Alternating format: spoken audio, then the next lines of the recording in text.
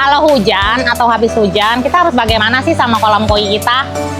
Nah, langkah pertama yang harus kita lakukan itu adalah ikannya jangan dikasih makan lagi ya guys. Nah, kenapa sih air hujan itu mempengaruhi kolam?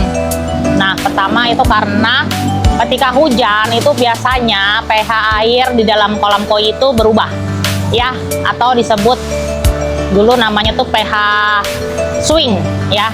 Nah, itu juga kenapa di setiap kolam koi itu harus ada yang namanya pH buffer. Isinya bisa karang jahe, bisa oyster ya. Kalau di tempat tante selalu pakai yang namanya dua itu, karang jahe dan oyster.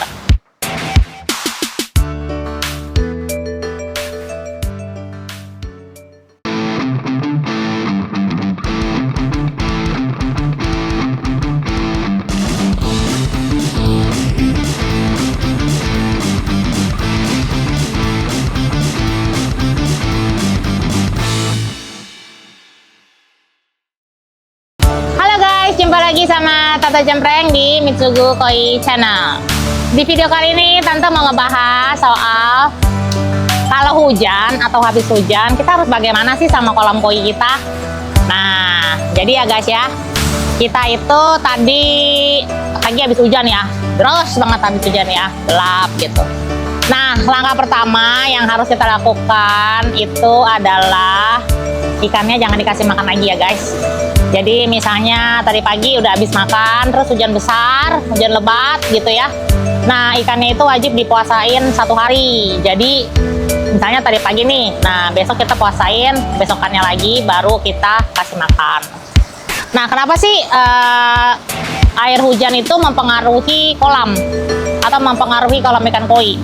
Nah, pertama itu karena ketika hujan itu biasanya pH air di dalam kolam koi itu berubah ya, atau disebut dulu namanya tuh pH swing ya, pH swing. Nah, biasanya kalau pH berubah itu ikan stres pertama ya, ikan stres. Karena stres dia mengeluarkan lendir berlebih.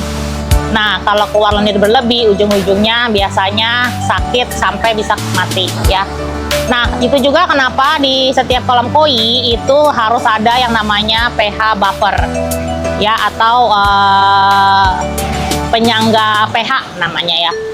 Terus penyangga pH itu adanya di mana? Itu adanya di chamber biologis ya. Isinya bisa karang jahe, bisa oyster ya. Kalau di tempat tante selalu pakai yang namanya dua itu, karang jahe dan oyster. Oyster itu sifatnya dia menjaga pH air supaya tingkat keasamannya itu tidak terlalu tinggi ya. Terus kalau karang jahe salah satunya dia juga bisa jadi rumah bakteri yang baik. Nah, bisa juga jadi pH buffer ya. Nah, kalau di rumahnya punya air mancur yang seperti ini ya, ada space kosong, nah itu juga bisa untuk ditaruh sama karang jahe atau oyster ya, itu bagus juga. Nah, di chamber itu biasanya ditaruh di chamber paling terakhir untuk si pH buffer ini. Karang jahe, oyster itu biasanya ditaruh di chamber paling terakhir ya. Nah, kenapa pH air itu sangat penting untuk kolam koi? Karena pH itu adalah yang menjaga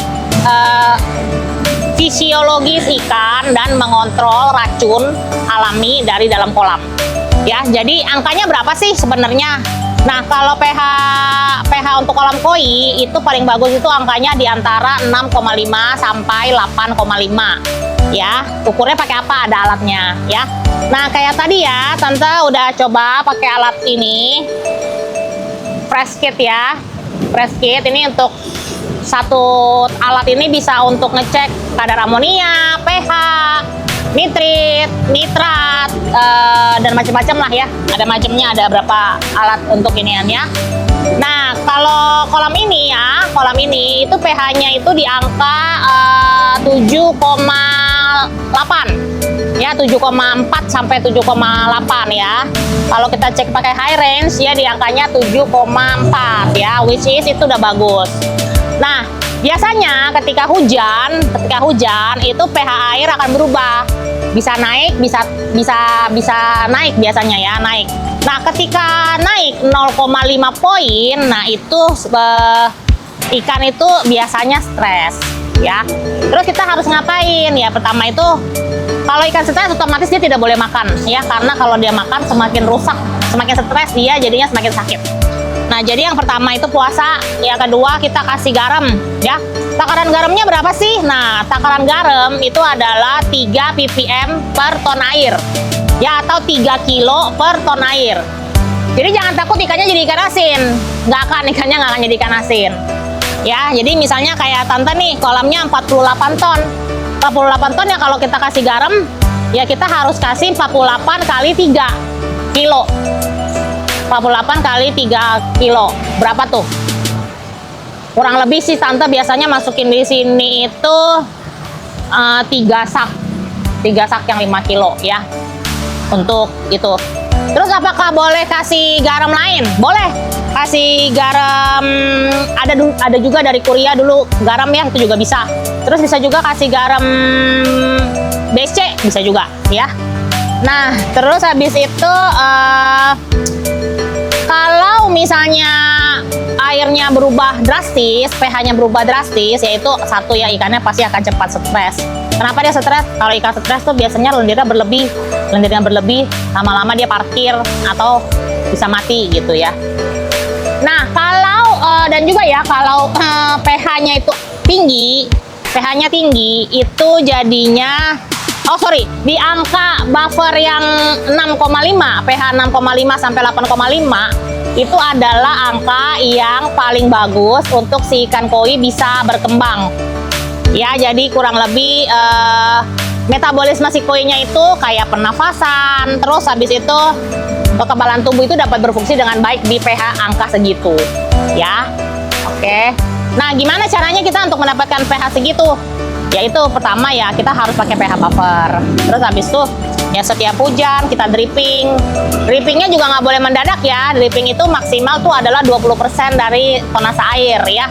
Jadi ikan koi nggak bisa kita langsung ganti airnya 50% atau kita ganti airnya 100%, tuh nggak boleh. Minimal, maksimal tuh hanya 20% setiap kali kita nge-dripping kolam gitu ya. Terus habis itu ya kita cek pH ya. Kalau di sini kita cek pH biasanya sebulan sekali ya. Tapi kita juga kalau misalnya udah biasa tuh kita bisa tahu, oh airnya jenuh, kayaknya pH-nya kurang ini nih gitu ya. Jadi pH-nya itu harus di kisaran 6,5 sampai 8,5. Oke.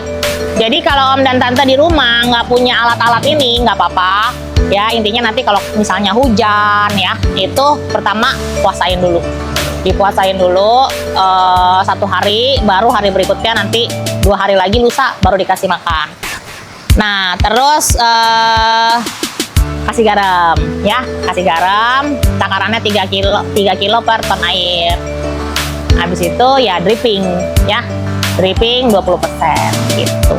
Insya Allah kalau kayak begitu ya ikan koinya tetap sehat, tetap bisa berkembang baik badannya ya. Nah, jadi kalau misalnya Om dan Tante sekalian mau beli pH buffernya, di sini kita semua ada ya. Ada karang jahe, ada oyster, di sini ada. Terus mau beli rumah bakterinya juga kita punya momogi, punya apalagi ya, batu gombong, batu apung, kita semua punya ya. Kadang-kadang kita nggak perlu pakai